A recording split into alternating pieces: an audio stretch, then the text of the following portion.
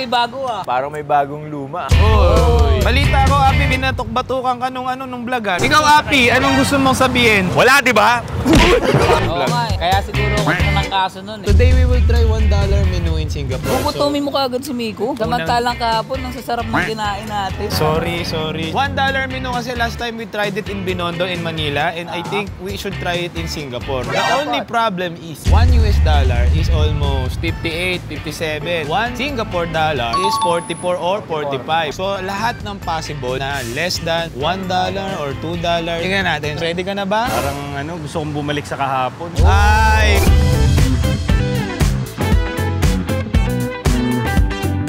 So we're here now at Pekyo Market. Tingnan muna natin yung hawker. Kung may mga makita kayong menu, sabihin nyo na rin. Okay. O tara, pasok tayo.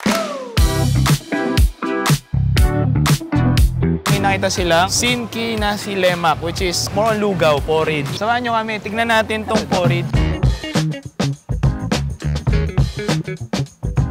1 bihon mee, 2 porridge, $1. 1 Taiwan sausage, 1 tuwa kuwa. Tauhu. What is ngoyang? Ngoyang is this one. Okay, Very nice. this. One. Okay, one also, one. Anything else? Peanut porridge. Peanut porridge.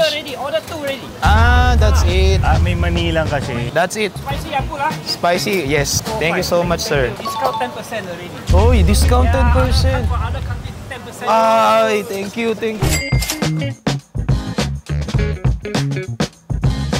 So guys, this is what you get for $5. SGD. Sa US dollar, ito yan. May na-realize nga kami, si Api pala. Nakita ko lang kasi kanina doon, Towa-kuwa yung Sa kaka-tokwa ka ko. Ang pronunciation niya parang Towa. Oh, wow. They also told us that since we're from a different country, binigyan kami ng discount. So it's time to judge this. Bring your own water. Again, you're going to Singapore. Kesa mag-spend ka ng $3 on each bottle. Bring your own. Ganyo nga muna yung lugaw nila. Masarap siya. Alam mong nasa ibang bansa ka. Iba yung niya eh. May dilis, pero malasa yung dilis niya. Hindi siya yung maalat lang. Oo. Sasaw-saw yung polo mo, Yang G. Iba iba yung lasa niya Ayan lugaw. Sinapstick. Pakita mo. Taiwan sausage. Parang hotdog na to sino. Pre, alam mo yung di ba ito yung okay. Ito yung papanis. Ginawa nila dito. So para mas ma-explain namin, feeling ko Tocino, longganisa, hotdog all together. Parang gano'n. Ito, tikman natin. Kikiam. Ang galing, masarap. Sabi nila, sa Asia daw, Singapore yung mataas na yung cost of living. That's true. Aside sa Japan, pinakamahal to, friend. Kung sino yung order talaga ng tofu? Kainin nyo na. Lagyan natin na ito. Yung kinain nyo ba sa Binondo na porridge, sa lasa? Ay, hindi. Yan kasi tawag dyan, laubu, yung kinain namin. Miswa. Miswa nga yun. O siya, magno-noodles kami. Para siyang Bihon Canton yung pinagsama. Ang smoky. kaya siguro halo. Ba't kaya ganun pa yung lasa? Parang medyo sunog. Baka nilagyan nila ng paprika. Paano nila nilalagay yung paprika? Sino mo, nagtatanga-tangaan tayo dito. Hindi. Paano nga nilalagay? It's time for paprika. Gagano sila. So in our money, this is 300 pesos. Almost. Ay, kalamansi. Pare, kalamansi ang kulang. Kalamansi, $3. Hindi ba sila kumita? Okay sa akin lang. Pero mas masarap yung pansit natin. Pero sa kanila galing yung pansit natin Mga Chinese. Alam nyo ba na ang hawker dati is kumbaga sa atin, street food talaga ang hawker. Ngayon napansin ng gobyerno, ay kang kalat, i-organize natin. Kaya ngayon, ganito lahat ng hawker. Di man naka-aircon, ganito yung setup. In and out, tapos mura, and at the same time, bawal kalat dito, sir. Parang masarap yun So to top it all off, we're going to buy drinks. May $1 drinks sila. Ano order mo? Kasi ako. Ako rin, Milo C. 3 Milo C. Sorry. 4. 1 ginger water, 1 more Milo C ice. Siyempre, para safe, nag-Milo C lahat. Si Api, nag-iba siya, nag-ginger water siya. Hot.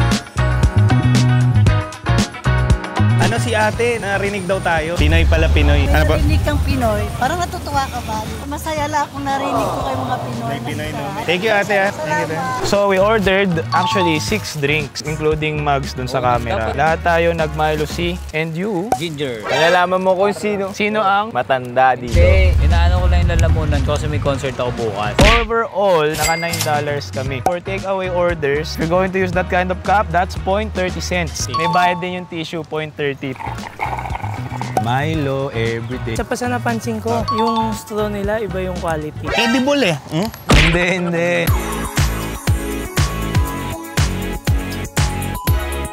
So So we're at Gardens by the Bay Station. Kaya tinawag na Garden City ang Singapore. Kasi puro garden talaga. Ngayon, pupunta tayong Cloud Forest. Marami pala tayong gagawin ngayon. Marami pa rin. Hanggang gabi, magsasatay ka pa ng gabi, tsaka beer. We're here at Cloud Forest and Flower Dome. So what we bought from Klook, baka naman Klook, is a package deal na 2 dome na yung papasukin namin, which is yun yung usual na kinukuha. So let's see if papasok yung Klook natin, ticket. Hi, for 6 people. Guys, welcome to Jurassic Park.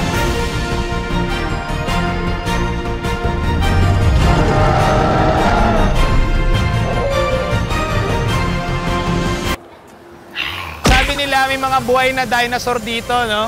Uy! Uy, may raptor! Okay, so puntahan natin yung T-Rex.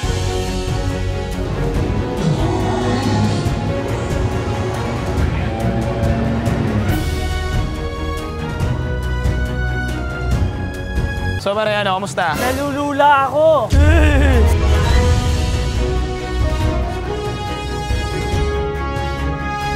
Sabi nila may show daw aside dito. Ito parang projector lang. May show si Blue dyan, no? Kung lalabas siya dyan. I should be blue.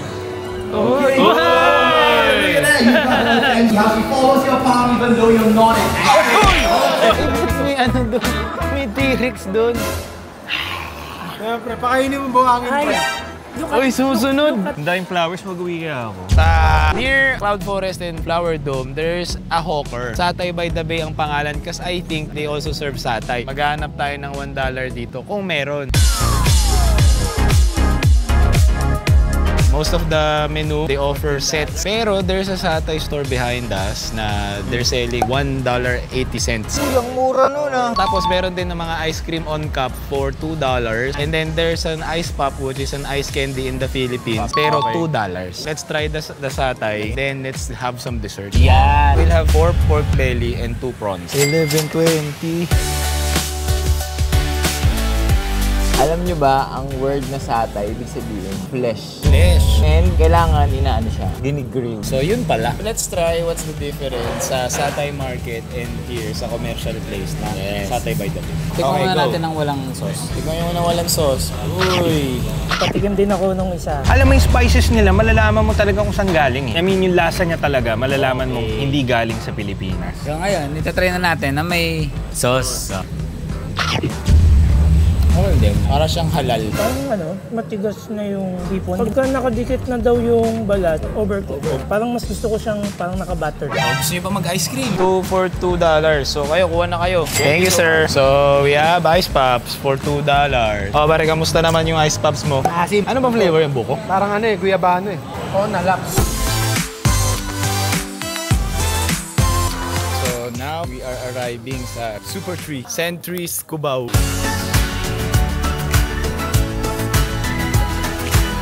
Ingat po kayo, enjoy. So nakikita nyo to, itong malaking building na yan sa harap. Mall yan. Tapos sa likod namin ngayon, ayan o. Ayan, may mga $1 sila. $1, $1. 2 egg tart and 1 bean curd sheet roll. Order ako ng Yutiao, $1.7 lang. Parang churros. Yes, tikman natin. Nakabili ka ng $1, ayos ka. O, tikman natin. Ako, egg tart lang binili ko eh. Sikit nag-shopping eh. Hindi kasi ako nagmerienda kanina, di ba? Ito na, ito parang kikiam na may seaweed sa loob. Sarap. Parang siyang siomay. Matamis ba dapat ang egg tart? Tama lang. So, sakto siya. Churros, pare. Hindi yata churros yan. Binondo. Bitcho. So, hindi churros. So, kamusta yung egg tart? Okay lang. Sa Hong Kong, masarap talaga eh. Galing no? Walang naninita sa'yo. Nasa mall ka na, nasa hotel ka na. For foreigners who are watching na can't relate to that statement. Kasi back in the Philippines, we used to shoot every day or every week. Most of the time, we'll get scolded by guards. Kasi daw, we do not have permits. Tsaka yung tao, they know the yung vlogging era, alam na nila yun. If nasa tourist spot places ka, which we still are dito sa Singapore, it's fair. Kasi we're promoting it for free. Hindi man kami malaking vlogger. Somehow it's free para tourism ng bansa. Last logic, pwede ang cellphone, bawal lang camera. 4K to. Pag pinagtabi mo yung shot nito, tsaka yan. Pares lang yan. So, yun yung hindi mag-get. So medyo naging seryoso lang kasi pagod eh. Satay tayo, mag-rice tayo, mag-beer kayo kung gusto nyo.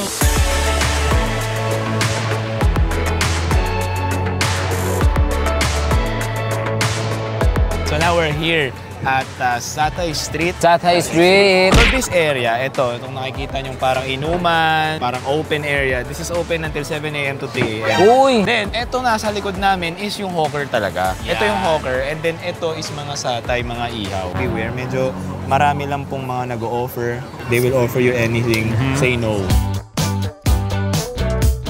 Ayun, ang haba ng pila pala. So, ang pangalan niya, Best Satay number 7 and 8 kasi by number lang sila. So, ito, para siyang Makati. Para din siyang ano pre, sa Tutuban na kainan. So, most of the customers here came from work. After work talaga, kaya 7. Set A is $28.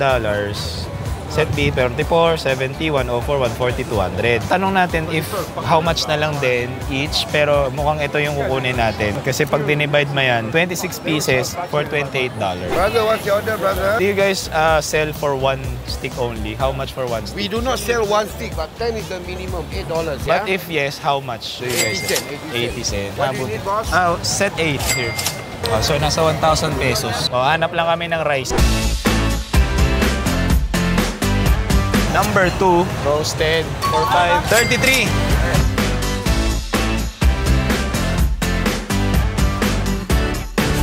Oh, pare. Oh. Sarap naman yan. Ano to, pre? Iced tea. Iced tea na tiger. Pa-follow up ako doon. 64 tsaka 69 yung sineserve. Pagtingin ko, 95 pa tayo. Aray ko. Tapos sabi nila, I don't know what time. Wait for blink. So, wag silang pressure rin. So, mag-dinner muna tayo. Titikim tayo ngayon ng actual na Hainanese. Ang experience lang namin kasi sa Hainanese sa Pilipinas. Poker chan, di ba, Migo? Tapos may nanyang din. So ito, magkano to? 550 each. Tinikman ko kanin lang muna. Malasa yung kanin. Malasa, no? Sarap din ng suka. Sticker rin yung kanin. Yung Hainanese na authentic, mas may alat pala. Tama. Compared sa yung natitikman natin sa Pinas.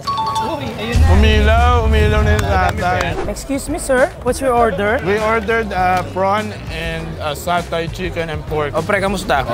Ikaw, naubos mo na? May natira pa eh. Tikman natin yung satay. Ang sarap. Parang mas marami yung sa kanina, no? O, tikman natin. Cheers tayo. Cheers. Pre, ang sarap.